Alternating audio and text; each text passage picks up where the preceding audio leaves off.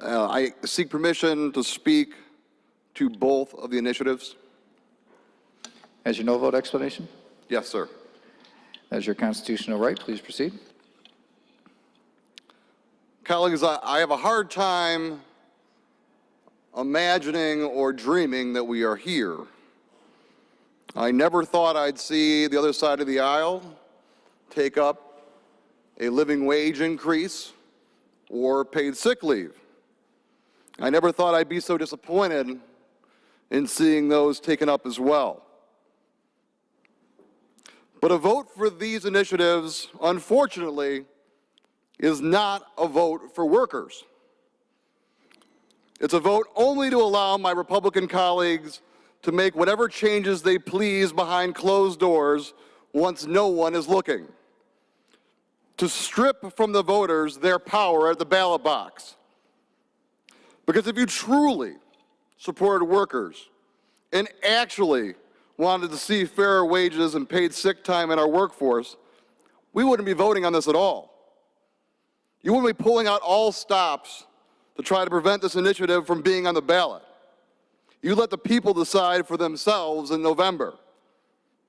Adopting this measure today is nothing more than a classic bait and switch, a trick on the voters here in Michigan, an attack on our democracy.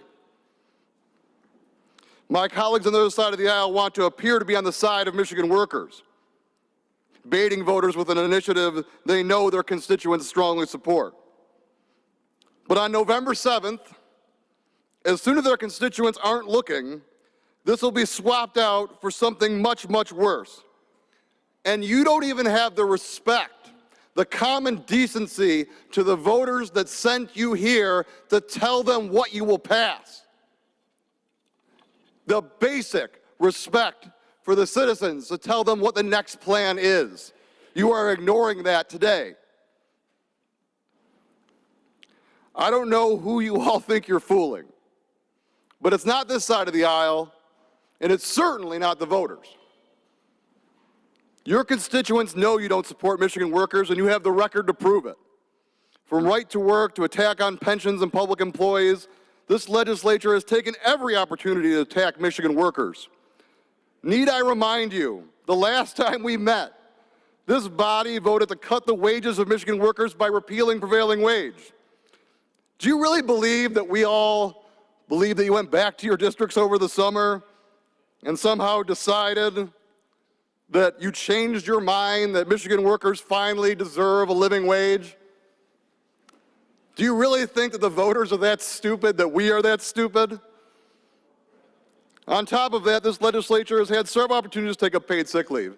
There is a bill in your committees right now, but each time the majority has declined.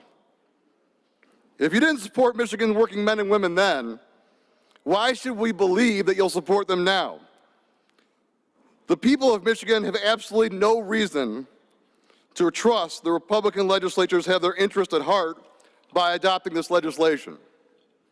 Adopting this legislation would mean passing a bill without even knowing what's in it. I can't vote for a bill that promises Michigan workers higher wages, promises paid sick leave, knowing full well that your plan is to steal it away. I have seen the comments from my good senators from the 16th and 30th district. We know what the plan is. We know that the plan is to pass this now and to later on come up with a different proposal or to amend it later. And what I would ask from my colleagues is to take this off the board now, to slow this process down, and to, at the very least, tell the citizens, tell us, tell everyone in this room what the plan is to amend it after. That's all I'm asking. So we know what is on the table, so the citizens know what is on the table. That is the basic level of respect for your colleagues in this chamber and the basic level of respect for the voters and the citizens of this state who deserve to have a right to know about what we're voting on today. We cannot wait till November. We cannot wait till after the elections. They must know your plan now. I would ask my colleagues to please vote no. You have no idea what you'll be asked to vote yes for in November. And if they've told you, please tell your voters. Please tell your own constituents. If they've handed you a plan, you do not work for the Michigan Chamber of Commerce. You do not work for the other interests in the state. You work for the people. You have a responsibility to tell them what your plan is. And until you do so, until you are willing to lay that plan in front of the public, I ask you to vote no on this proposal. Do not let the citizens of this state be tricked. Do not take their democracy away. I ask you to vote no on both of these initiatives. Sadly, very sadly, but I ask you to vote no. Thank you.